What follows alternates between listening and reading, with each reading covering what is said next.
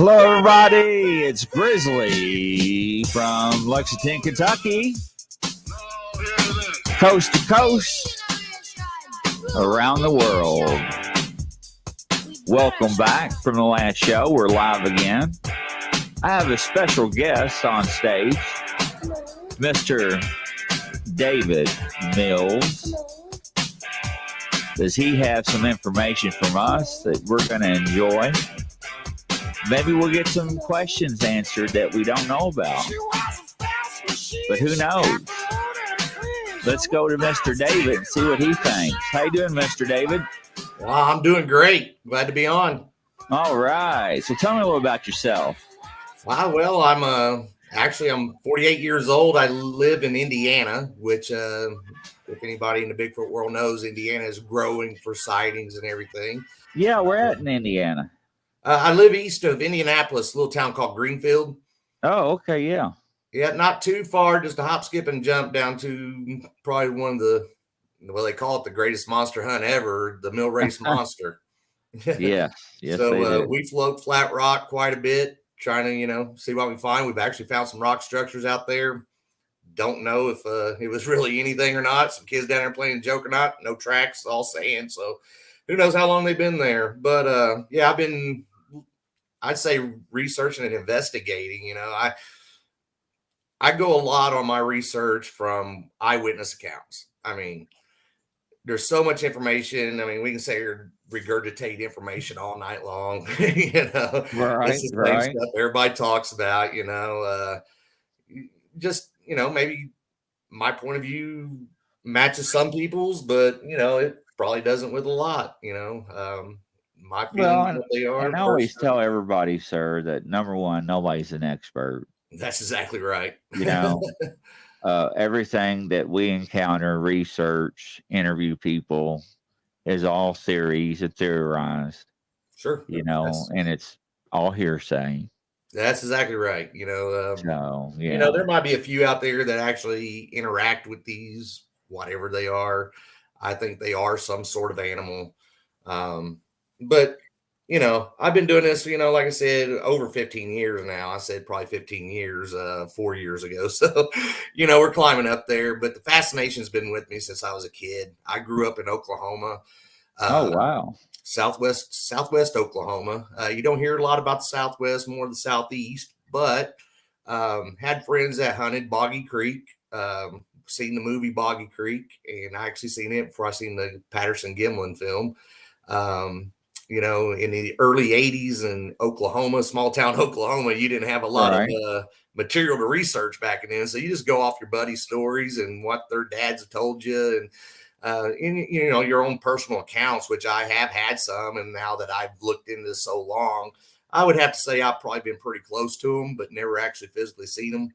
I know they're there. There's no way this has been sighted this long and not something be there. You know what I mean? Well, and my daughter's a little over 18 years old, and like I told her, she has no idea how it was like when we grew up. Because I'm 48 too. Oh man, the 80s were the greatest. When we had Pong, remember Pong on TV? Yeah, 10-inch black and white screen, Pong. Yes, man, I was the kid on the block with that game. I had kids all in my living room playing with me, but no, you're right. So. We see all the technology come about being invented, but luckily it is where it is today. I don't spend my life on Facebook by any means.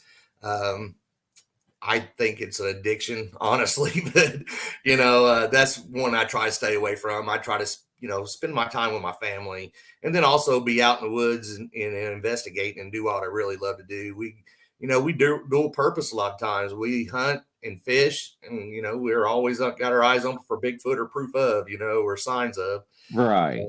Yeah. So it's dual purpose. We go out and have a good time. Yeah, a lot of encounters you hear are sitting around a campfire. Myself, I think for the biggest part, this thing is some sort of predator. I was in the military. And that being said, I think, how do I want to put this? If you I guess ignorance is bliss, more or less. Okay, you know, everybody says, okay, they're being covered up, this, that, or the other thing. But anyway, but sitting around a campfire is where you're going to have your most stories, and or just accidentally walking up on them. I mean, honestly, seems fishermen catch it more than hunters, and I think that is because they know what a gun is and what it does, and it can hurt them. I do actually believe that. And I've actually heard stories to where Sasquatch or Bigfoot actually seen a rifle and actually walked off. Oh yeah, I've heard that story many, many times, or Yeah. seeing it and reacting some way negative, Right. and then leaving the premises pretty quickly. Right. But so we don't do a whole lot of running through the woods at night, hooping and hollering. Hoosier National Forest is the big spot down here. Everybody goes to Charles Dean Forest. So there's so many people out there. It's really difficult to go at nighttime and find something like that. So I think we go do a lot of boondock camping, not in a campground. We go hike in the woods, find a spot to get set up, and that's what we do. So I think that's going to be your biggest chance to actually seeing one or having a good hard experience with one. I totally agree with you on that. Yes. I don't think being a human going into a predator like that's home at nighttime is the wisest thing in the world. Right. Right. By no means, by no means am I ever going to let anything run me out of the woods. I mean, I've been in the woods my whole life, and that's not going to happen. If it does, it's going to have to be really, really bad before I don't go back in the woods again. I'll tell you this. If I'm ever on an expedition with you, I use a cane to walk because I hurt myself on the job when I was in law enforcement. Yeah. And I feel sorry for the person that trips and falls. Yeah, it's like the old bear saying, "What are you taking your shoes off for?" Because I run faster. Well, yeah, you're not gonna run that bear. No, I just need to outrun you. absolutely. Yeah, I'm waiting for that day. We used to float the river down there, Washita River. I have discovered there has been some sightings along the Washita River since I lived there. But we used to float down the river beaver hunting at night in a John boat. And wow. And floating down the river, we'd hear, I mean, throwing enough rocks in the water by now at 48, you know what size of rock's going to make what sound, okay? It's not a pebble being thrown in the water.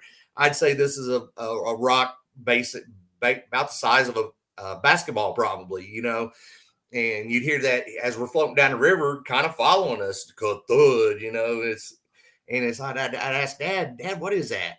He goes, I believe it's a beaver, and I'm like, Dad, beavers don't go thud, they slap, That don't sound like a good theory to me, but being a kid, I was a tough kid, raised up, pretty rough, but wasn't scared of much, so I didn't let it freak me out and didn't get chased out of. I mean, my biggest incident in the woods is running face to face with a big wolf out there, and me, 10 years old, 410 shotgun, one shell left. Oh yeah, I remember those days. What's that? So I remember those days. Oh yeah, back then, we'd get turned loose at 10 years old to go hunt. We were raised to be more responsible back then, I guess. I don't know, but yeah, I would have never turned my son loose at 10 because I know how he was. But and I've went to Maine. That was probably really one of the weirdest experience I've had. It did send chills up my spine, and gave me the jitters quite a bit. I mean, I wasn't scared. I was more nervous, I think. It's just something in the back of my mind saying, there's something else here with you. And it was just a real surreal surrounding I went in. I walked in up this trail. We're 100 miles from the Canadian border, by the way, at Patton. Oh, Maine. wow. Yeah, and we're up there deer and bear hunting. But I'm hiking up this trail, and I come to a giant. I mean, the ceiling on, or the overhead cover was so thick. The trees were so tall. But anyway, and this is November, and I walk out into basically like a giant clearing, something that you'd see like in maybe a fantasy movie or something. It was just Uh-huh. really, really strange.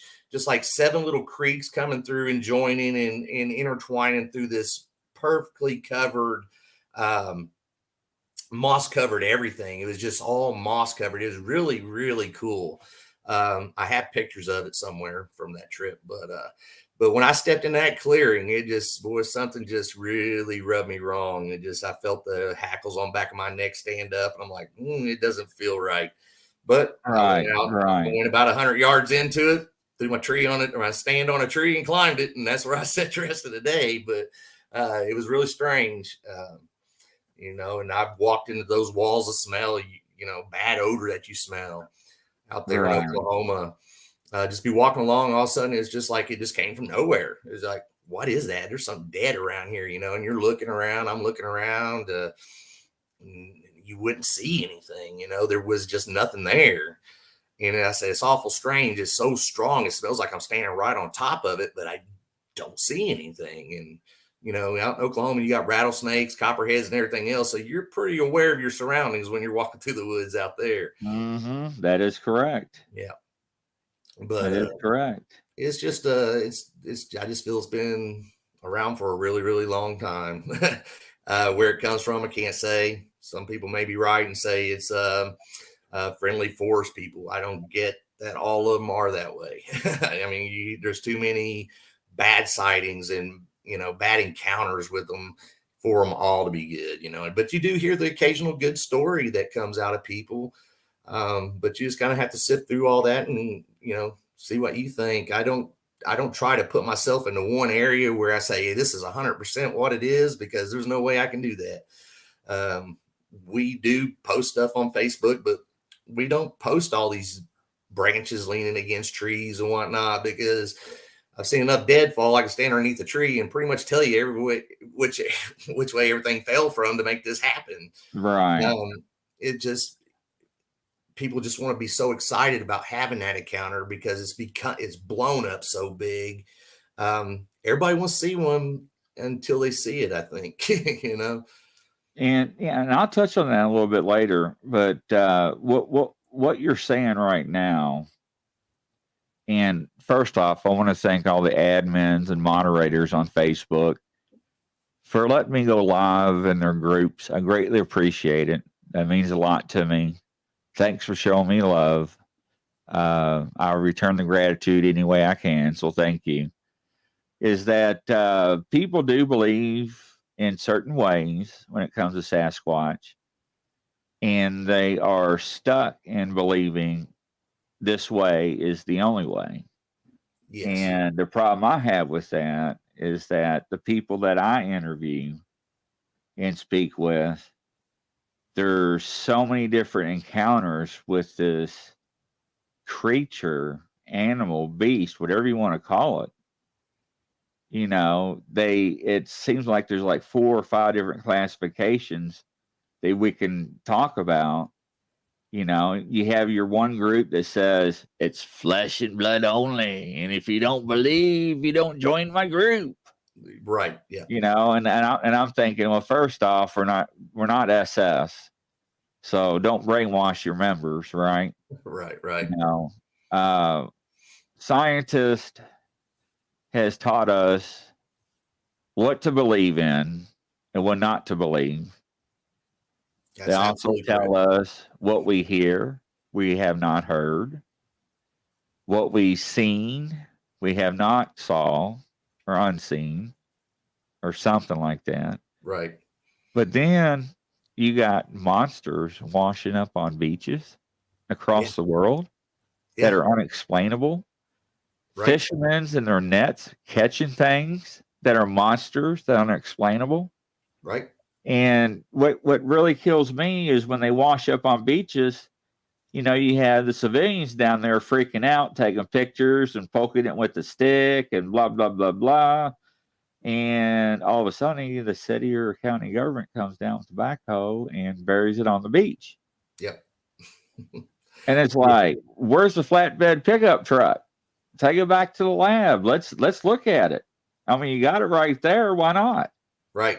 I think. I know. I mean, just from the stories that I've heard from, so many sources, these things have been discovered by the government in some shape, form, or fashion. I don't know what Oh, branch of government.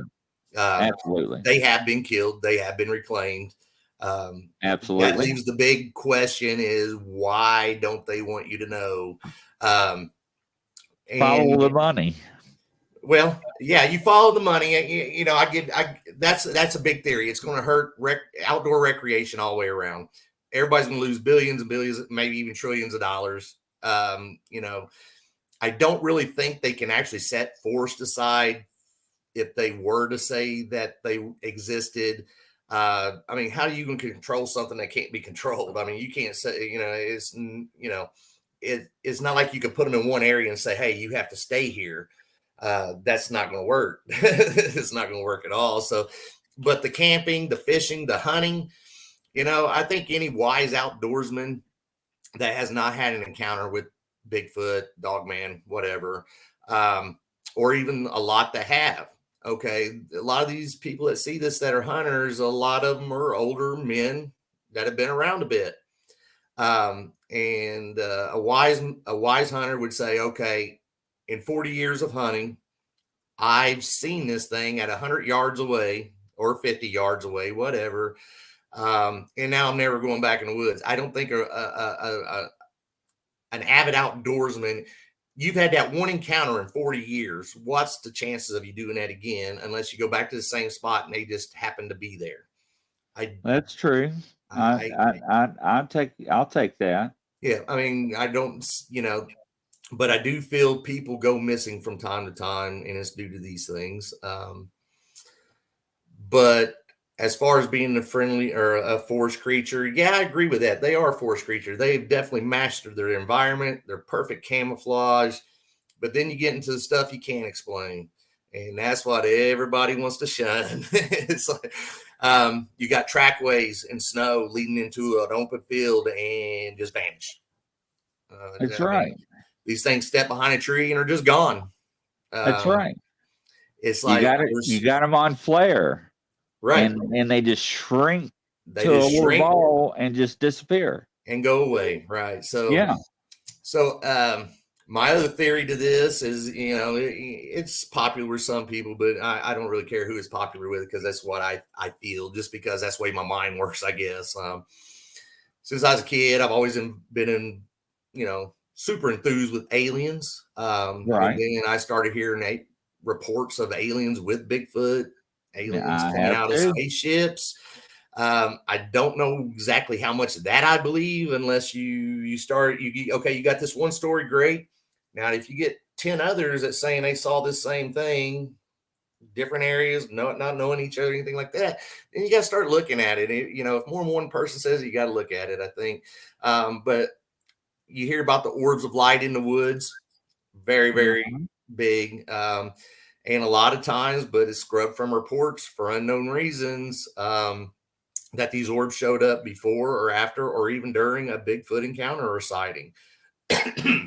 So I don't know how you explain the woo factor, everybody calls it. Oh, God, you brought up the woo factor. Everybody's going to fall apart and melt. Yeah, but you just can't help but think, they've been in cave paintings for ages. Same with aliens, though. You got depictions of UFOs and Egyptian petroglyphs, hieroglyphs, paintings. Exactly. Yeah. So it kind of seems like this stuff almost goes back as far as our histories have ever been recorded. So who's to say they're not part of an alien culture that came here to see if they can survive, thrive, got stranded? Who knows? So maybe, that could be one of the reasons the government don't want you to know about them, because if you know about them just being in the woods, great. If you know they're in the woods and they're an alien for sure, then it's not going to be so great. Well, and I agree with all that. And one of my theories that I always said is follow the money. And I'll explain that here in a minute. But, number one, nobody's an expert in the field. Right. I never claimed to be an expert. Right. I based all my information off of testimony of witnesses I interview, and their encounters, and of course, hearsay stories. Sure. And most of them match up to the other stories that we have heard that other people say don't exist, it can't happen. Right. Well, you got to think outside the box because they're seeing something that's happening Yeah. like that. And when you go back in history and see those paintings and carvings, you know, Daniel Boone killed a Bigfoot in Kentucky. Yep. With his black powder rifle. Yep. Kentucky That long must have been a rifle. hell of a shot. So, you know, Yeah. what they do with the body, I could never tell you. You know, I mean, we can talk and say, I mean, I'm a big time hunter, of course, but we can sit here and talk about, you know, if you can kill one with a gun or not. Yeah, you can. Not doubt in my mind. It's just shot placement. But don't want to go too much into that because that'll stir up something. Stir For up the sure. no-kill group. Yeah, right. So as you know, I don't express a lot of my opinions anywhere, just to my friends, family that I, you know, but I have some family encounters that happen in Eastern Kentucky.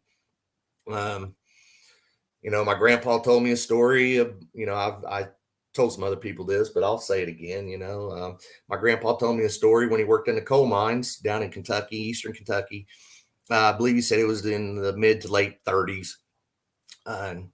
He says, well, I was talking to him about Bigfoot one day. He goes, well, I've seen a werewolf. I'm like, what are you talking about, Grandpa? We're out on the fishing boat, you know, just me and him just talking. He goes, yeah, I seen a werewolf. I said, well, where did you see a werewolf at? He said, well, down there in London. And I've tried to do research on this, see if I could find any kind of articles, any kind of reports of anything. But this is my grandpa, no nonsense kind of guy, you know, growing up in the coal mines from a kid, you know. But he said in London in them times, a group of fox hunters came in town with a wagon and had one on the back of it. I'm like, they had a werewolf on the back of a wagon. He goes, yeah, apparently the foxhounds baited up and they shot it and killed it and brought it back to town. I'm like, Wow. really? I said, well, what did it look like? He goes, well, it had a dog's lower half. He said it had a human's upper half, human arms and whatnot, hands. And he said it had human features in the face, but it had an elongated snout on it that stuck out. And he had said it had glowing red eyes. I'm like, really? He goes, yeah, you know. And I was like, okay, cool. You know, we're just grandfather and grandson sitting there, you know, yakking. So a few years went by, and I said, hey, Grandpa, didn't you tell me one time about a werewolf? And he goes, yeah. He goes, I saw one down in London. And he told me the story again. He hadn't remembered that he had told me that. And so he told me the story again, and it matched up perfectly. I'm like, well, he sounds like he really saw something, you know. And about a year and a half ago, about a year ago now, because it's during deer season, it's down my folks' house down in Tennessee, and not too far from one of your guests that you just had, Elijah Henderson. When I get down and try to see him. Been to the LBO with him and his father and his mother and sister. Great people. They raised up two fine young adults there. Yeah, I know they're smiling down and happy right now. So, but anyway, I sat talking to Mom on the porch. She goes, you know, used to be this guy that looked in our back door. We were just talking about anything random at that point. I don't even remember exactly what we were talking about, but she said there was this big guy that used to look in our back porch up in the holler up in Kentucky. I'm like, big guy looking your porch. He goes, yeah. She said, yeah, it was that, you know, it was that house that was haunted that we lived in. She goes, stuff would always, you know, something would always hit the walls and stuff like that. And she goes, but this big guy kept looking in the back door. I'm like, what are you talking about, big guy? She goes, I don't know, but his head was ginormous. We thought he was just a homeless guy. He goes, me and my cousins and sisters sitting around the kitchen, you know, just being, I think she said they were, you know, between 10 and 12 years old, something like that. Right. And she said, yeah, he'd come there, you know, two or three times a week and look through the back window. I'm like, you mean Grandpa let that happen? She goes, we never told him because he never hurt anybody. You know, we just thought he was no homeless guy up in the woods. I'm like, Mom, you know, I'm into Bigfoot and all that, right? She goes, yeah. I said, I'm pretty sure you probably had maybe one of those looking in your back window and hitting your house and whatnot. And she goes, you think so? I'm like, yeah. I said, it kind of sounds that way, unless your house was haunted and you just had a random homeless guy running around looking in your back window. I say that's probably where I'd point that. Right. But I said, all these years, and you have never told me that story. And she goes, well, it never made sense to me. Well, I'll tell you this part. Week and a half ago, I couldn't sleep. And I thought about what you said about not coming forward. You know, my groups that I have, no trolls are allowed, no bullying, no emojis. If you don't think it's real or don't believe in it, don't like it, you scroll on, period. Right. And on my team, I have state police, retired police, uh, paramedics, psychics, mediums. Did I already say that? No, I don't think so. Okay. Then I have a couple of civilians. And now I'm working on a preacher that just got a hold of me, a Catholic priest. Nice. So I have a well-developed team to where if I'm in bed, somebody's still monitoring it 24 hours a day because everybody's work schedule is different. And Sure. I'm a firm believer of not having people do that to others because that that prevents them from coming forward because they're like, look at little Johnny, man, he got crucified. He just showed a picture and they made fun of him from here to Shinola. I don't want that. And and I stopped and thought about that night. I couldn't sleep. Then I went back and looked at some of the groups. They all had the same rules. No bullying, no ghosting or anything. Right. But I know it's hard to monitor if you don't have enough staff or everybody goes to bed at the same time or whatnot. It's hard to catch if you're not, monitoring it fully. That's why I'm overstaffed. Yep. Sounds like you got it figured out. Yes, sir, I do. And I want people to come forward and tell their stories. So when I start my 3 groups in the podcast, I do podcasts with audio only because they don't want to show their faces, which is fine. Their story's getting out. But I also have an opportunity to where people could come forward and hit a button and post anonymously on the page without anybody knowing who they are. Very cool. So this way they can come forward and share their encounters and stories and not fear being ridiculed by family, friends, co-workers. I mean, can you imagine being a police officer or a state trooper and you're on here posting Bigfoot stuff and your lieutenant and major finds out? I mean, I think you're going to have a little problem there. Yeah, I think you could be in some trouble there. They're going to start probably sending you for a psych evaluation immediately. Yeah. Yes. But I do agree about that. So the more and more I thought about that, I looked at other things too. And admins and moderators, I'm not singling anybody out. I'm just stating my opinions only. I love each and one of you all because y'all show me great love. I want to toss that out there. But I noticed that the groups don't share information together. And I'm like, if you're a Bigfoot group and there's a Bigfoot group, y'all should be sharing evidence back and forth, techniques, tools of the trade, what works for you, because this person may not do that. And I'm like, oh, I need to try that. So I thought about all that. And when I did, I came up, unfortunately, with another Facebook group. Let me see if I can find it here. I can never remember the name of it. I'm terrible with names and stuff. But when I designed this Facebook group, I designed with all that in mind. And I thought hardly how to get this to work unitedly with other groups, admins, members, and so forth. And it's not like, trying to steal somebody's member or somebody's thunder or group members that belong in the group for years. No, that's not my point. And by the way, somebody says you're awesome. I threw that up on the board. I think that's Cryptid Studios Institute. Yeah, Cryptid Studies. Yeah, that's Elijah Yeah. Henderson. So, and the group is called Share Your Evidence Podcast EVPs, Footprints, Howls, and Growls. And I'm going to send that to you. I don't think you have it. I don't think so.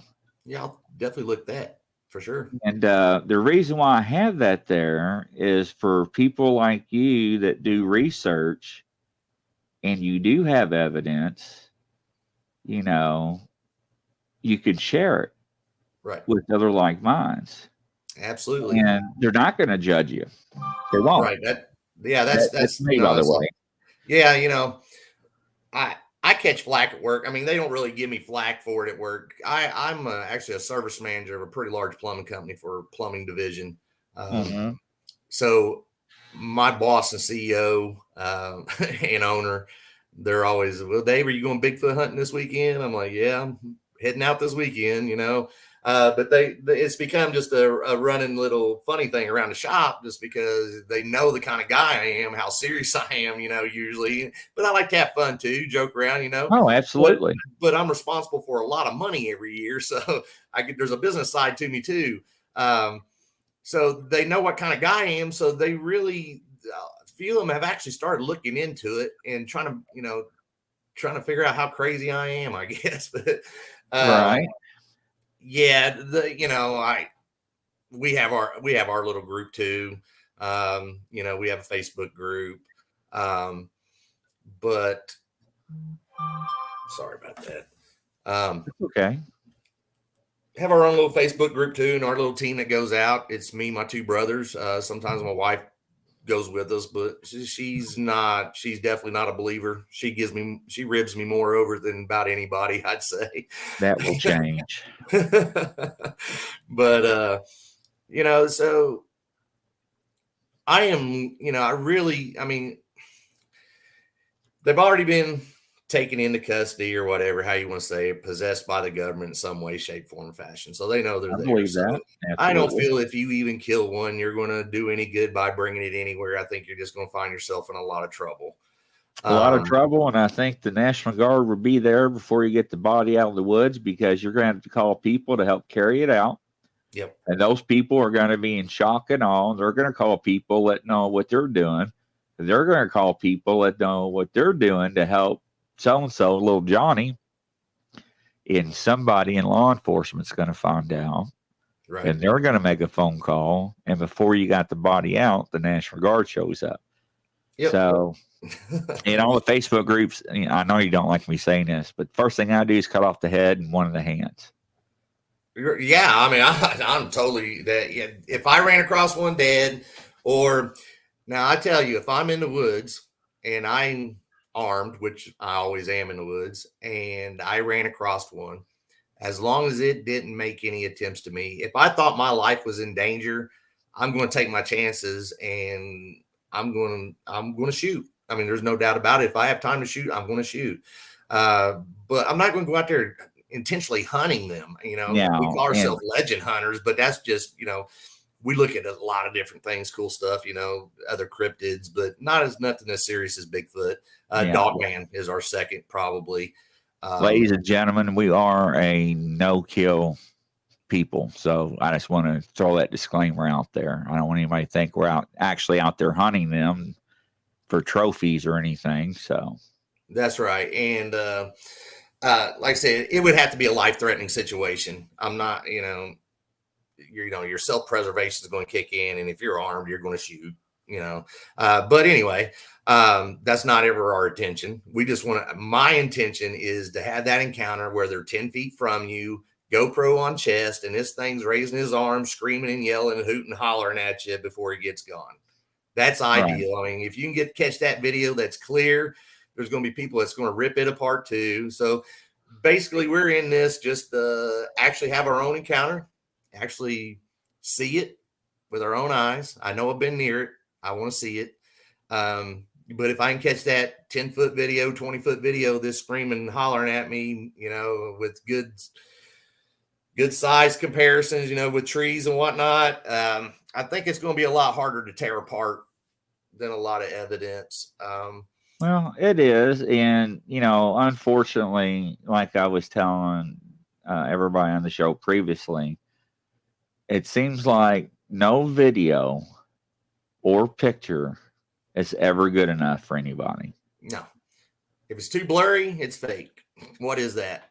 If it's too Yeah. clear, it's too fake. Look at Todd Standing. That man has caught a heck of a lot of trouble. Bad comments over his photos. I mean, they're so clear. And, that show he had on Netflix, the one that he caught underneath the tree with the infrared. I don't know if you saw that video or not, but No. You haven't? Oh, definitely worth checking out. He's night vision, hiking up this little, I don't know, look like a little, somewhere in the forest anyway. He sees one in night vision, infrared, standing with his back toward a tree, and you can clearly see it. It looks like hair draped off of it. Didn't look like real long hair, maybe 3-4 inches, maybe, nothing like a horse's mane or anything like that. But it was standing there, and then all of a sudden you hear something hit, and then his camera go flying, him go flying. Well, the way he explained that, he goes, there was another one flanking him from the side and threw a tree log at him and took him out with the camera. And then when he got back up with the camera, put it back on the tree where that other one was, it was gone. And then he went back in the daylight and stood in that same spot and did a comparison side by side on the size difference. And this thing made 4 of Todd Standing. I believe that dude's like 6'5" in probably like 260. But the thing just made him look small from where it was standing. I was like, how do you fake that? It's like, and then, but his still photos are just amazing to me. People say they look like, movie props or whatever. Yeah, they made these, but man, they're and think of this, follow the money, number one. We'll talk about that here in a minute. But I have people that sent me photographs and videos, and they asked me, hey, Grizzly, is this real? Well, number one, I wasn't there. Number two, I didn't take it. So, and that's why I'm a firm believer of people not being negative on other people of what they present because of 2 things. Number one, if you and I are standing in the woods and we're looking at 30 yards in the bush and we actually see something, whether it's Sasquatch or Dogman or any cryptid, and you pull up your camera and take a picture, well, unfortunately, the way that sunlight is in the camera lens, it's just going to show up a black shadow. Right. So, I always give people benefit of the doubt. I mean, yeah. I'm totally Johnny's always out there running around the middle of the woods drunk at night with that ape suit causing havoc. We all know that. That'd be, I think if it's hunting season, that'd be a death wish. Yeah, it would be. And around my parts of Kentucky, that absolutely would be. Yeah, my family's down from the Manchester, Somerset area. Oh, yeah. I used to live up in a holler called Goose Creek down there. My mom lived in a place called Curry Branch. Yes, a Redbird area. So yeah, you don't go up in those hills messing around if you ain't from there. Right. And footprints. I know, ladies and gentlemen, people fake those all the time. Yeah. But if you have any experience at all with tracks, you can tell a fake from a real. You can. There's certain tributes that you look for on the impressions that will tell you if it's real or not. And that's the truth. Oh, that's absolutely the truth. If you got the right type of mud, like some clay or something, you're going to see dermal ridges if it's real. That's correct. Have you ever found footprints? I found what I thought could possibly be a footprint. It was kind of a cool little deal. I was walking along this creek. I was actually hunting. And this pathway came down to the creek, opened up on a sandbar. Well, I'm coming down the sandbar, and right in that path, right in the middle of it, was one single footprint, looked like. I have a picture of that too. You couldn't really see the toes real defined. This thing had to be 14, 16 inches long, and it was a perfect shape of a foot, other than it was really, really big. So that was one track, like it stepped from one side, hit the middle of the path, stepped to the other side, and was gone, kind of deal. That's probably the closest thing to a footprint I can say could possibly be a footprint. So one of the things that I've learned with doing the podcast and interviewing people is that if people don't have practice casting, always tell them, take your shoes off, find somewhere in the mud or a sandbar, and walk all over and practice and practice. Because if you don't, you're going to come across one that's going to be legit. You're going to port, and then all of a sudden, you're going to break it while it's coming out of the ground. Yeah. Dry times are going to vary big time. Yeah. Versus what soil is, what the weather conditions are. Right. So it's a lot of things you got to think about for sure. Not only that is, you got to clean it up later too. Yeah. Well, I've heard bad theories on that. I mean, far as maybe collecting DNA, I've heard that will actually ruin your print. And I can see how that's valid, but the normal person doesn't have the funds to send a DNA sample in to, to get examined, because I think that's quite expensive. To really break it down in the proper way to define what it is. But, one of the things I like about is eDNA. Have you heard of that? Yeah, I've briefly heard about it. I haven't gotten delved too deep into that yet. Yeah. eDNA, to me, it looks like a motorcycle gas filter. I can never get my camera right. It's always the opposite. Right. But they got it to where they can go to any river, creek, stream, lake, anything with water in it, and they siphon the water for 45 or 75 seconds, and they can tell you every animal, creature that either walked through there, urinated, or lives in that water. And usually when they come back, it's usually 98% human and 2% unknown. And I'm like, well, there you go. There's your evidence. Right. Or it comes back unconclusive. Well, the reason why it comes back unconclusive because they can't match anything that's on the world database that the scientist says it exists. Right. That's your proof. Or it comes back human mother or an unknown father. Something like that. Yeah. Right. Now, I have a team out west. They're fortunate enough to hook up with a veterinarian that only charges $269 to test DNA samples. And eDNA, you can take dirt out of the footprint and test it. That's how advanced it is. And I don't know if Bo's still on here. Bo was explaining me, and I haven't researched it yet. But they can take eDNA out of the air now. Now, technology is blowing my mind. Yeah. I think 120 years ago, we were in horse and buggies. Right.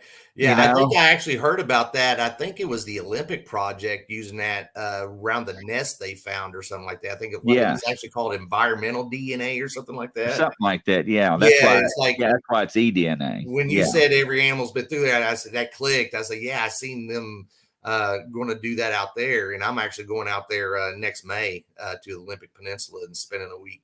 Which is going to be that's awesome. Pretty cool. I figured if I have a good chance of seeing Bigfoot, this is the best chance ever, Yeah. So, and usually people that go out and look, usually they come across them by accident. Right.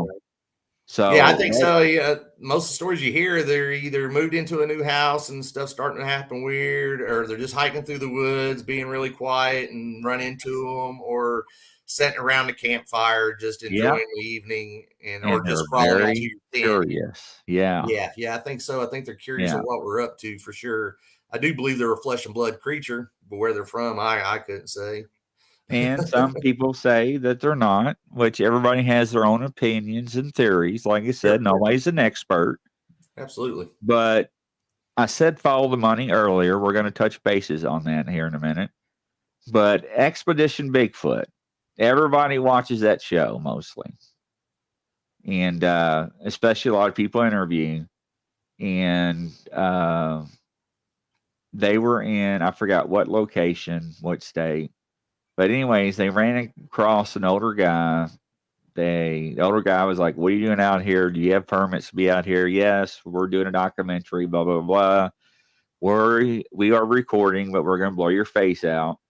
And he was showing them pictures of Bigfoot's nest up in trees and on the ground in some part of California on the edge, bordering other states or something.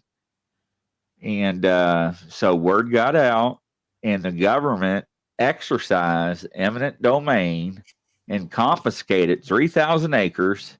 It's a sanctuary. No. And they put up a fence with barbed wire sticking out this way. There we go. Yeah. It's the Keep opposite. things out, not in. Right.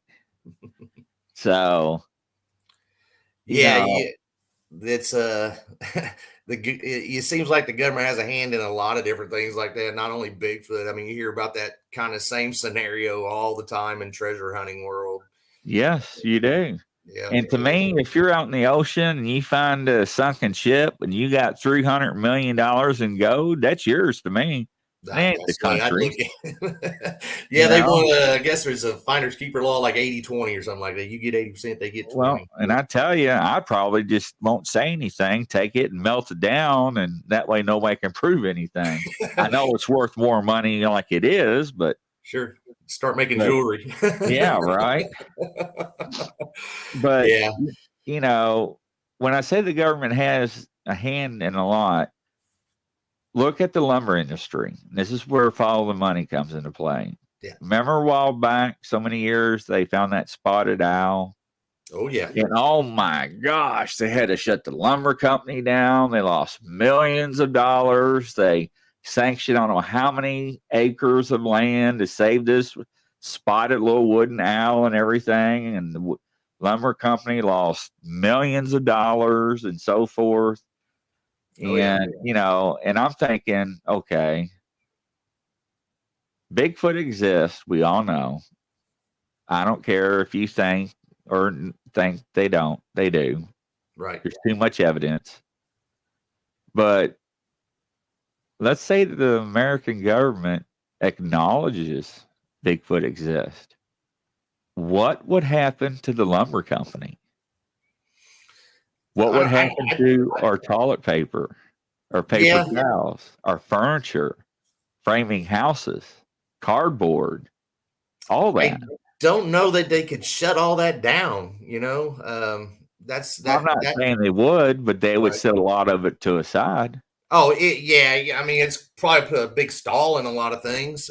If they were to say it was some kind of unknown primate living out there, oh man.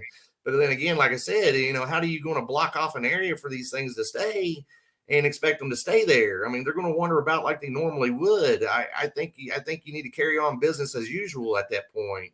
I don't think trying to, stunting the country's economy over for them being there. I don't think that's really the right thing to do. I mean, it's just my opinion. But I think they want business to go on as usual. So where do you draw the line to say, okay, what area is theirs, what area is ours to continue on? I think, I really honestly believe, I don't know how they could make that work, stunt the whole country like that and make these things a place to live. But they're wandering around wherever they're going to, just like we do. I at first I thought the same thing. I said, man, this is going to affect everything. People can quit going in the woods, so there goes your camping. They're going to quit hunting. There goes your guns, your ammo, your gear. There goes your fishing. I said, then I got thinking, Democrats for that. And sorry, I didn't mean to bring up politics, but yeah. But I know, like I said, people experience these things, but they experience it one time in 40, 50 years. So I don't know it's going to deter that many people from carrying on their daily routines, as far as going in the woods and stuff. If they put out a warning, say, yeah, there's a killer Bigfoot here. Yeah, that's going to deter some people. But I don't think you're ever going to hear that come out of anybody's mouth, as far as the government goes, even if they were to acknowledge they're real. Well, and like I said, that's a what if, what Right. you and I are talking about. Sure. What could happen, what could not happen. We don't know. We really don't. We're speculating. Well, Now, when it comes to follow the money, it's not only the lumber companies, how much things that we use paper-wise and building-wise and furniture and whatever else, let's talk about the national and state forest. Yep. Look at that billion-dollar industry. Right. If they said there was a killer Bigfoot and who's your national, nobody be in there. I don't live too far from the Appalachian Trail from Lexington. Yep. You look at missing people from there. Yeah. You look at missing people from Yosemite. Oh, yeah. Yellowstone. And Alaska. Yeah, a whole village. Yeah, and I think a couple of years ago it was 60,000 plus. I don't know what it is now, but a gentleman I was on the show and he was debating me on how people go missing. And I don't argue. We can have a civil debate. Mm-hmm. So we started out at 100%. And he would say, well, people go out and commit suicide. Okay, to be fair, I'll give you 10% of that. I probably think that's an over too much percent, but well, I get you. It is, but I was being generous. Sure. Oh, yeah. Well, people fall through the ice. Okay, I'll give you 8% on that. And no matter how we chopped it down, we always come up with either 50 or 55% unexplained. Unexplained, right. And we're talking about people that are missing with camping gear, tents, hunting gear, rifles, bicycles, whatever else they have, with no trace. Experienced woodsmen, go vanished, They do. Yeah. Just like those two older gentlemen that went hunting a couple of years ago. They were not even 100 yards apart. And that guy said, I'm going to sit on that tree right there. Yep. And the other guy said, I'm going to walk down here about 100 yards and I'm going to find me a place and I'll sit right there. And time went by and he got on the radio and he didn't hear anything. And it got later and everything like that. And he finally walked down there and he wasn't there. And then he called for help and then they looked for days. Couldn't find a trace. Right. It's so, it makes you wonder, then you look at, for example, those group of people jogging and that woman out front on the Appalachian Trail. And the woman wasn't that far out front. She was just like maybe 15, 20 feet. She turned the corner, then everybody else turned the corner and she was gone. Yeah, that quick, right? Right. Okay. So, hey, what happened to her? Exactly. Some people said that they, maybe she walked into a portal. Oh, I don't know that. She could have. Right. But what about the other people from the other parks, national parks, Alaska? I know Alaska has a high suicide rate because of the weather and they're trapped indoors, not able to get out and do things. I understand that. It's sad. But no matter how you slice the pie, it's still unexplainable. Now we can theorize all day long that Sasquatch had a hand in it. What's that guy's name? I wish Mr. Blanton was on. Feral Man of the Appalachians. Have you ever heard of that? Yeah. Yep. I mean, he's disfigured like the movie that The Hills Have Eyes. Yeah, there's lots of I've heard several reports, seeing these feral people up in the Appalachians. Yeah. So, you take that in consideration. You take Dog Man, and it's like, where do you cut the pie for what you think each person or what is involved? And no matter how you cut it, you still have some left that you cannot explain. Yeah, I agree with that 100%. You can contribute some of those missing persons to different things, like you said, but not all of it can be explained. No, I mean, look at that boy that was gone for 3 days and he was returned. He was like, "Mommy, Daddy, a bear took care of me." Yeah, and it's like, wrong answer. The bears were hibernating, and number 2, the bears would eat you. So what does that leave you with? Well, people was like, "Well, I don't know." Well, I know, Bigfoot. What else are you gonna contribute to? Right. The kid's trying to explain to you who he was with or what he was with for 3 days that took care of him, kept him warm, and then returned him. Yeah, that's I don't think it was a bear, like you said. Yeah. I know exactly what story you're talking about. That's that wasn't a bear that did that, and then how'd he get That's all it back? right. A bear's not going to know where to take this kid. No, and I really do believe the bear would probably eat the child. Yeah, most likely, Yeah. maybe a And black plus, bear might like just I maul it said, and leave it or something, but a grizzly or something's going to eat it. Yeah. And Yeah. like I said, it was the wrong time of year. They were hibernating. So, but science has always told us what to believe in. Science has always told us what does exist and what does not exist. Scientists have taught us what we heard, we did not hear. What we seen, we did not saw or unseen. But then you got stuff washing up on beaches, and you got people with pictures and videos and footprints and all this other evidence. There's stuff happening out in the world that is unexplainable. Right. 100%. Oh, here it comes, ladies and gentlemen. Grizzly's going to bring up religion. They hate when I do that sometimes.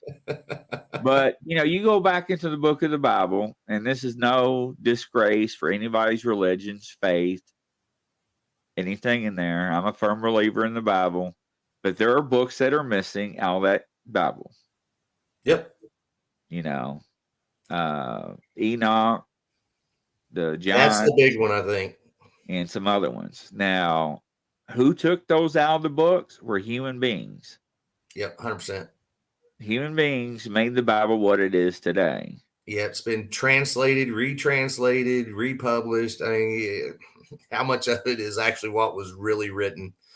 And we're not discounting anybody's faith or no, not at all. Jesus or God. We're not discounting the word that's written in Scripture at all. We're stating the facts.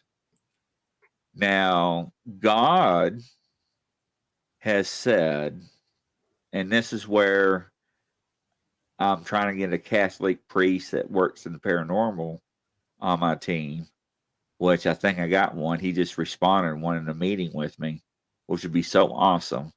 I want somebody to be able to recite what I'm saying so people can go back and look at it in Scripture as reference. But God said in the Bible, He made creatures seen and unseen. Yep. And it also further states somewhere in the Bible, I don't know if it's in Genesis or whatnot. I'm not very good with that right now. But He tossed out a third of His angels out of heaven. Now, He did not say He casted those angels into hell. He said He casted them out of heaven. Now, from my understand, some of them turned to flesh and blood, and some of them were still spiritual. I could be wrong. I could be stating it wrong. But are those the watchers that the Bible's referring to that we hear about? in other civilizations Yeah, that does not exist? right. Yeah, I've looked at the Bible stuff pretty deep and starting to look into it even deeper. Toward the end, there's supposed to be an uprise of, what is it? The rise of many beasts or something like that. I can't remember Right. exactly what it Right. was. Revelation. So, that really gets you thinking, because I grew up in church my whole life. I don't participate in church, but I still believe that there is a God. Um, but I so me not participating in church leads to me say, hey, my theory is obey the Big Ten and you're good. Nowadays I've grown older. Um, I think that might not be what everybody agrees with, but it's the way I live my life about. You obey those 10, and that's where you want to be. It's just common sense, Absolutely. really. You're just trying to be a good person, all the way around. But the get into the Nephilim and angels mating with human women and creating. I think that's how it went. Angels mated with human women and created Yes. the Nephilim. Yes. If you look at that cave in Peru, you could probably argue that could be correct. I don't know if you know what I'm talking about. I think they're called Yes. the Paracas skulls or something like that. Yes. Yeah, I mean, but these things fit what a Bigfoot looks like. Conical head, red hair on a lot of them. Well, And it's and like the one, 25% bigger than a human's head or something like that. yeah, and at first, when I was growing up, scientists said that they wrapped the baby's head to elongate that to Right. mimic the Cranial gods binding. or Yeah. whatever, right? Mhm. But now they're saying they don't have that suture that runs a certain way in the brain or the skull. I can't remember what it's called. Right. Okay. So you take all that information, base it off the Bible, which are facts, because every religion states almost the same thing in every culture that we look at. Am I correct? Yep. As far as I know. I Yeah. mean, I They're have all Jewish similar. friends. Yeah. They do. Now, Yep. with that being said, the Indians were having problems with the elongated skull people with red hair. They called them giants, Mm-hmm. which we don't know if they were Bigfoots or not, but they got tired of them coming and stealing their women and children and killing them and eating them and whatever else they did with them. Right. So one night when they were all in the cave, they put all this brush in front of it, Yep. just stacked it up and lit it on fire, and they killed every one of them by smoke inhalation. And they found all the bodies, 15, 20 years ago or something. Something like that. Yeah. That was interesting. Yeah. And they found many bodies, I and want to say that was Navajo tribes that happened to, is if I that what it remember right. was? I believe it was Navajo. Yeah. And now people are looking at the long elongated skulls, and they do like the police do. They can take a skull and they can fill it in, and they can actually show you what the person looked like. And they're doing that, and it looks like Bigfoot. I'm not saying it is, Right. Yeah.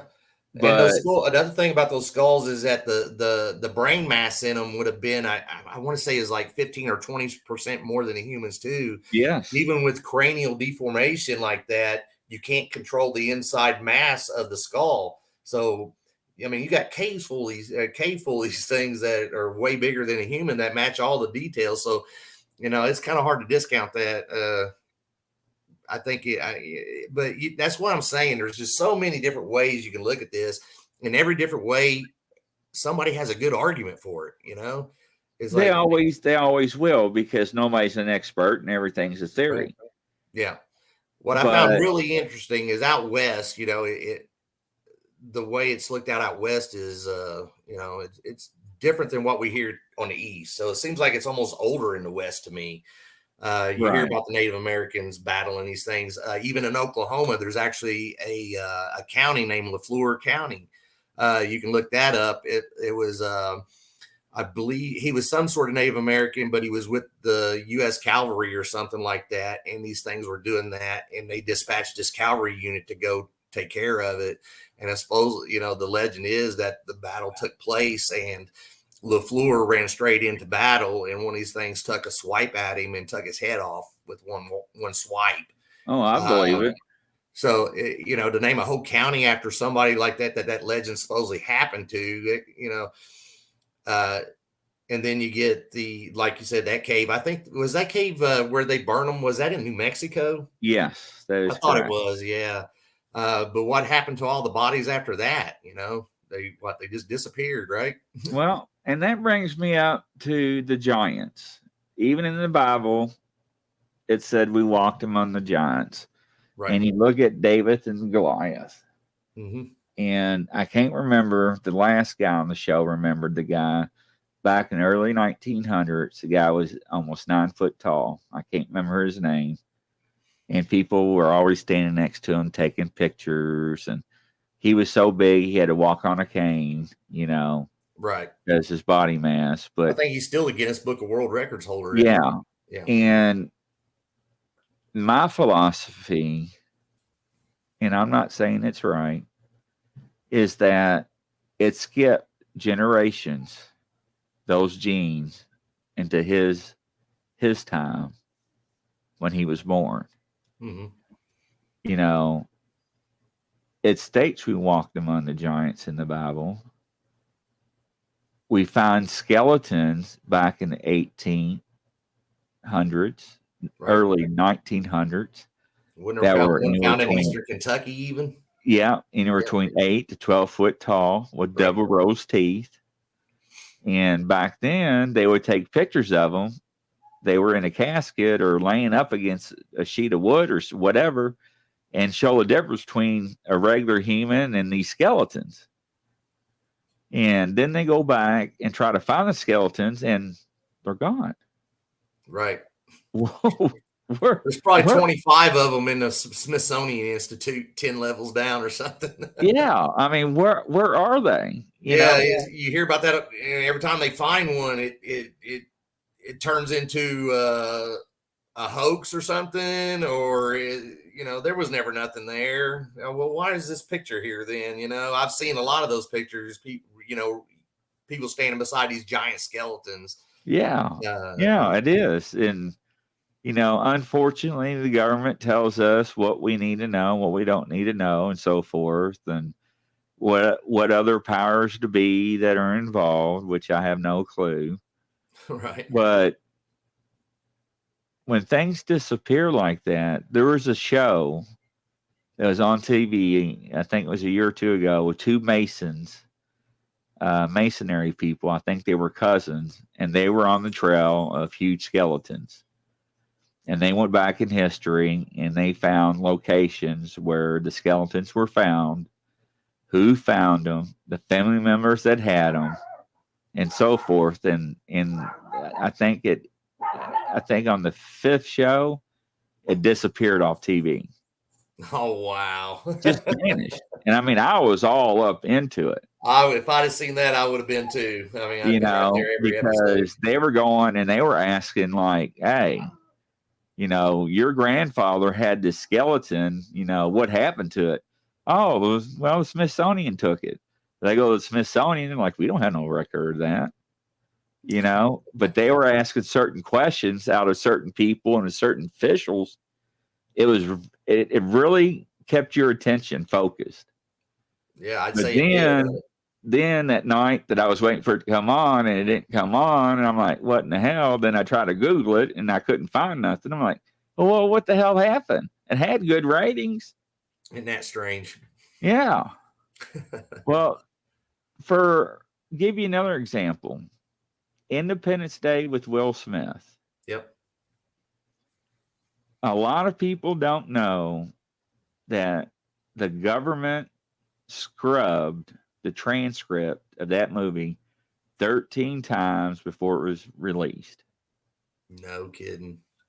So what was taken out that they don't want us to know that was in that movie? Yeah, that's a great point, right? I mean, why is the government getting involved in production films? I think a lot of is numbing you to certain topics, like Bigfoot, the paranormal. Just you know, let's feed them a bunch of this. Feed it, feed it, feed it, feed it. It's all pretend. It's make believe until you actually run across something. Yeah, and that's true, right? And we have all these shows on now: the haunted woods, the haunted forest, the paranormal this, go show that. And a lot of it's entertainment. I understand. Some of it's real. It's like a fishing show. Right, They will show a guy fishing, catching fish every 30 seconds. right, But in reality, it took them 2 or 3 days just to catch that fish or that many fish and cram it into a half-hour session. right. That's exactly right. So, people need to understand that. And I have talked to people that have witnessed Bigfoot, and they are so traumatized by it. They have been diagnosed with PTSD Yes. because they cannot wrap their mind and understand what they saw. And they are so terrified. They don't go back in the woods. They don't go hunting anymore. And Yep. when they get near woods, they freak out. Yep. I And hear and that I a tell lot. them, all you gotta do is call your psych doctor and tell them you want Persocin. You're like, well, how do you know that? Because I'm on it. I got PTSD. Hmm. It keeps the nightmares and horrors away from you at night most of the time, and it works. Comes in 5 or 10 milligrams, so or 2 and 5. But it really affects a lot of people. I've talked to people in the service, that have witnessed Sasquatch on bases while they're shooting live rounds. Right. And they're Yep. like, who the hell is this guy walking down range? Or we're sitting here firing off live rounds. Cease fire, cease fire. I know And they Fort get Benning wouldn't have been a wise idea. yeah.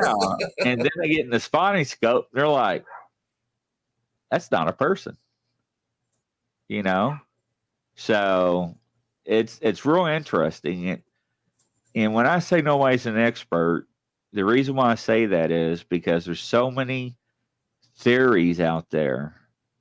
You know, my belief is nobody should brainwash anybody into their belief. We're not the SS. You know, Hmm. how do you explain things like we talked about disappear in front of your eyes or the tracks end? You know, to me, that could be not a flesh and blood creature. That could be something spiritual or mystical, Right. you know? But, Yeah, you hear about Bigfoot having black eyes sometimes where you can't see anything. I mean, a lot of right. things, there's a lot of things that happen right along with demonic possession. Uh, that's pretty strange. I mean, you can look at it that way too. If they could be a paranormal thing, but Yeah, absolutely. yeah, And that's the thing is, you have to believe people that come forward with their encounters because I have interviewed so many people and talked to so many people and heard hearsay, which is not from them, but from somebody else, their encounters that matches somebody else across the United States that don't know each other had the same encounter, the same thing happened. How do you explain that? You right. know, The eyewitness counters that really fascinate me are people that are not even into Bigfoot, and all of a sudden they see one and they hear about a show. Well, this is a safe place for you to tell your experience. Um, and those shows are great. There's a good handful of them that I'm aware of that I listen to constantly, um, where there is no judgment for the people, and that's a good thing because we're going to get a lot better information. I mean, how you going to? There's everybody wants to discount it, but how do you discount lawyers, judges, doctors, cops, run of the mill people? I mean, there's some big straight laced people that do not make up nonsense that have seen this stuff that are coming out with their stories now. So as far as, officers getting in trouble for speaking of Bigfoot, I think if you're in an area where Bigfoot might be a big thing that they know they're there in that area, I think that's going to be your biggest worry is if you're an officer in that area and you're talking about it. But I think it's gotten so big that people are either into it now or they're just totally laugh at you in your face, or just he's just whatever, it's just his thing. I don't think it goes, I don't think like a cop in Indianapolis, if he's talking about he saw Bigfoot running down 46th Street here, yeah, they might want to do a psych evaluation on him. Right. But if he's down on White River or something, patrolling down White River and see something like that, or if he just wants to be a researcher, I don't think it's going to be as frowned upon as anymore, because it is becoming a very known topic nowadays. Bigfoot, it's being more well spoken, and we're getting more and more sightings, and that's, we're going back to, the Bible parts where the beasts are rising and whatnot. I mean, that could honestly explain why there's an uptick in sightings, or maybe just people are just paying more attention in the wilderness now, or when they're out and about, and just being more aware of their surroundings, maybe why it's happening, or maybe there's just an increase of creatures coming out.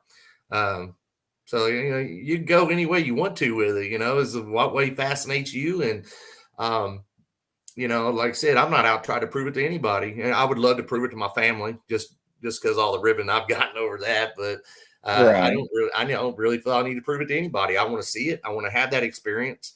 And I spent so much money on this going from, down to the LBL, Daniel Boone National Forest. We go down there, where that is. Hoosier. I mean, we spend almost every weekend in the wilderness in some fashion, and in hopes of actually getting to have our encounter with this thing. And I think honestly, I think once I have an encounter with it, that's going to be about the end of it. Then no, you're going to thirst for more. I just really want to have that where I can actually see one. Like I said, I know I just feel that I've been so close to these things and not got to see it. I almost feel robbed at this point, You remember the term buck fever?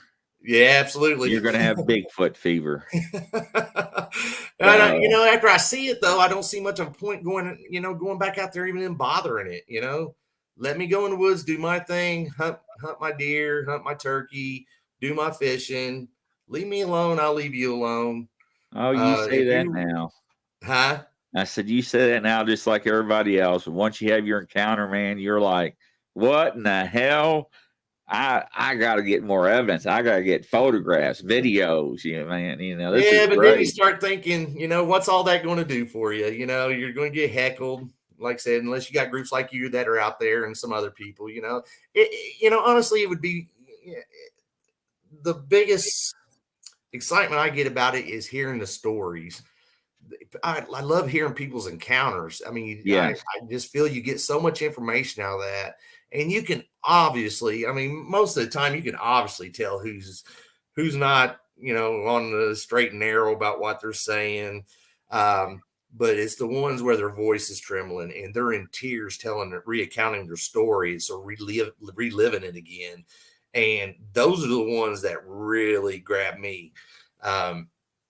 Just because there's so much authenticity to the way they're acting about their encounter, you can't discount that, man. You got to be you got to be a good actor, I feel, to pull that off. Right. And I just don't buy that many people are lying about what they have seen. There's no way. Well, I'll tell you this. I have one hell of a screening process to get on my show. Yeah. And I'm the one that reached out to you. I did my homework on you. I did my research on you, through social media and so forth. I understood where you stand. I understood some of your beliefs, which brings me up to this point. Right now, I have 3 groups: Bigfoot, the paranormal, Bigfoot with aliens and so forth. Then I have the ghost and the paranormal.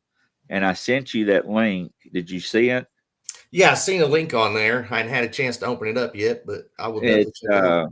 I couldn't sleep one night. It was past 6 a.m. in the morning, and I kept thinking to myself, I'm a member of 100 or 905 groups. Now Yep. that's not all paranormal stuff. Don't get me Sure. wrong. But I cannot keep up with all that in my feed. There's a lot of stuff I don't see. Right. But one thing I like to see is people's evidence. Oh, I love to hear EVPs. Oh yeah. God, Yeah. man, if you got a growl or a howl, I want to hear it. I have something that's really cool. See what I'm saying? Yep. Yep. Now this is my point. So I sat there and I kept thinking the community should be as a whole and helping each other and sharing their encounters with other members of other groups and saying, this is what we have done, this is what we have found, and vice versa. Because not only that, you're going to pick up some tools that they use, and you may put that in your toolbox, and it may work for you while you're out in the woods, and vice Exactly. versa. So not only are you sharing your knowledge and your evidence, number one, I never judge anybody's evidence. Number one, I wasn't there. Number two, I didn't take the video or picture. So, and in my groups, like I said earlier, I'm a firm believer, no negativity, no bullying, no nothing, and not even an emoji. If you don't believe in it or don't like it, scroll on. That's all I ask. Yeah, there's a lot of things on Facebook. You don't necessarily have to look at this thing. No, because once you do that to little Johnny, then somebody else is going to see how they treated little Johnny for coming forward. I'm like, well, hell with that. Look how much they downgraded him, made fun of him, calling him a liar, and he fabricated all this evidence. Yeah. I don't want people to think that about me. No, So I not at took that all. consideration as well. So I made each group that I have to where you can post anonymously in the group to where nobody knows who you are. So that way you can come forward and post anything you want, stories, encounters, pictures, video, whatever you want, throw it out there. And if you don't want people to know who you are, just slide the button. Yep. So I made that an opportunity. But also, when I couldn't sleep, I thought about how groups don't communicate. So I came up, my Face ID's not working. There we go. I came up with the group Share Your Evidence, Podcast, EVPs, Footprints, Howls, and Growls. That's the group's name. And the reason why I started that a week and a half ago, and it seems like it's working, is for people like you that go out in the field, boots on the ground, and gather evidence, whether it's audio, visual, you have a place to where you can go and put that and not be number one ridicule, but also let other researchers see what you have collected and done. And like whatever you got audio recorded, hopefully you use that group and put it on there because people go ape nuts over that stuff. I love EVPs. I love to hear howls and growls because some of them are similar, some of them are different, and it just fascinates me. But that's how I came up with that group, and that was my intention of that group, to help everybody to come together as a whole and share everything together and help each other. Whether Yeah. it works or not, it's out of my hands. I have no control. But so far, it seems like it's working. And I forgot what I was going to say. I got wrapped up in that thought about staying up that night, couldn't sleep. That's awful. My mind went blank. That's all right. But you should never try to convince somebody of what you believe in on a theory because we don't know in real life.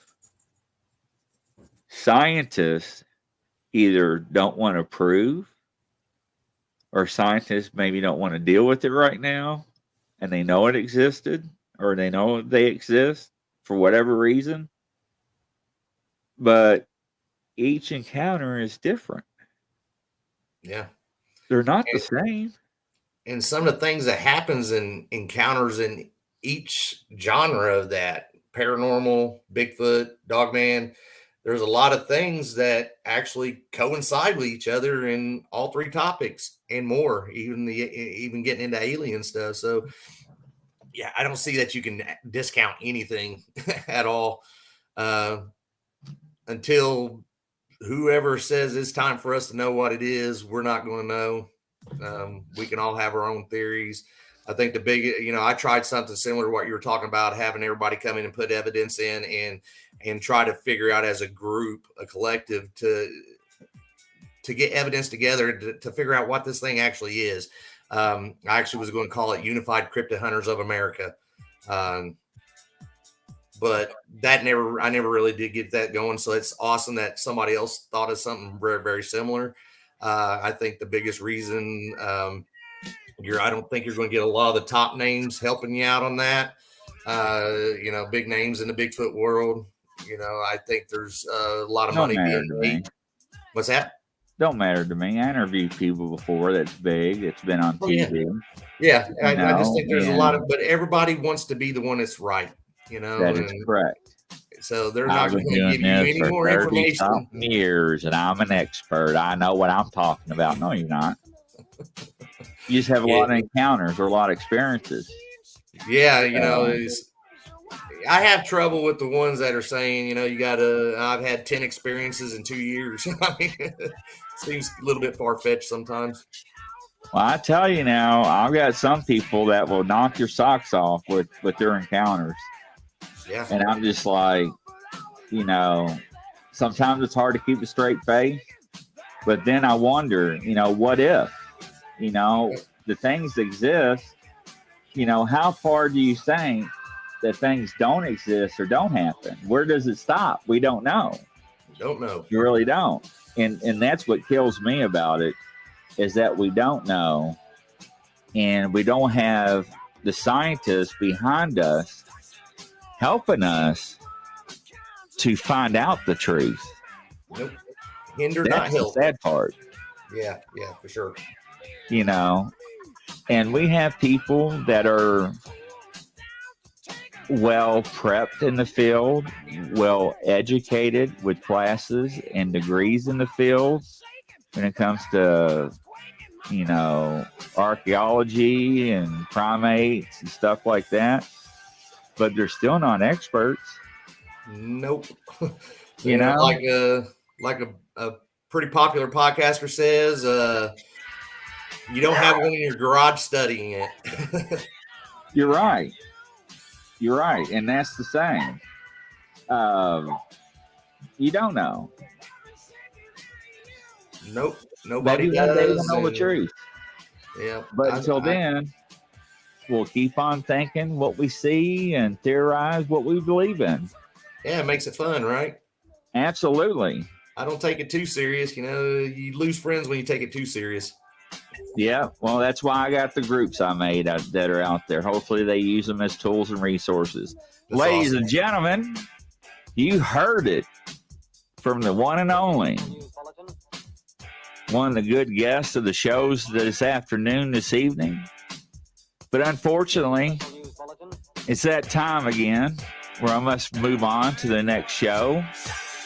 So if you want to be on my show, all you have to do is email me at Grizzly, the paranormal at gmail.com. Once again, that's Grizzly, the paranormal at gmail.com. Thank you, all the admins and moderators, for letting me go live in the group. Greatly appreciate it. All much love to everybody. I really do. Any admins or moderators are always welcome to come live on the show. So what do you think, Mr. Mills? I think it was awesome. Appreciate you guys having me. Hope the show was good. I think it was excellent. I don't sit Matter of around fact, regurgitate too much, you know. we're gonna have to bring you back. There's much more to talk about. Oh man, we could talk for days. Yeah, I got to have you back. So in the next 2 or 3 weeks, let's get together and find a date. Let's do it. You know, and if you're ever live or not live, but out there in the fields doing an investigation or something, you want to go live, call me up, man. I'll fire up my laptop. Done deal. I will. Done deal. Let the people see. That's right. I want everybody to see anything, but you see what's going on. Wouldn't that be something if you capture something while we were live?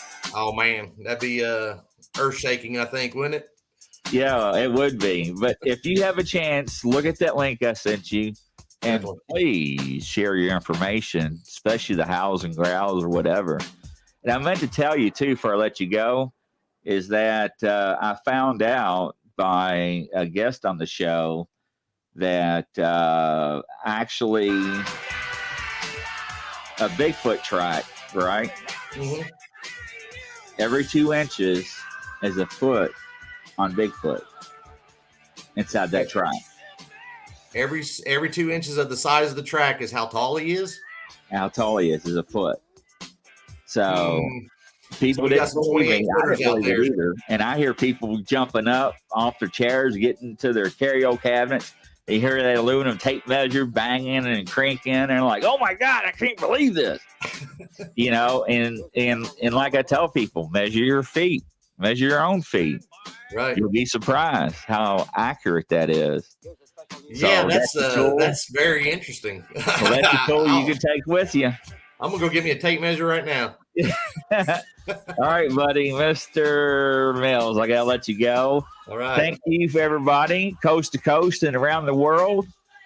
Until a second from now, from our next show, I'll see you then. Have a good evening, everybody. Thank you, Mr. Mills. Thank you. See you.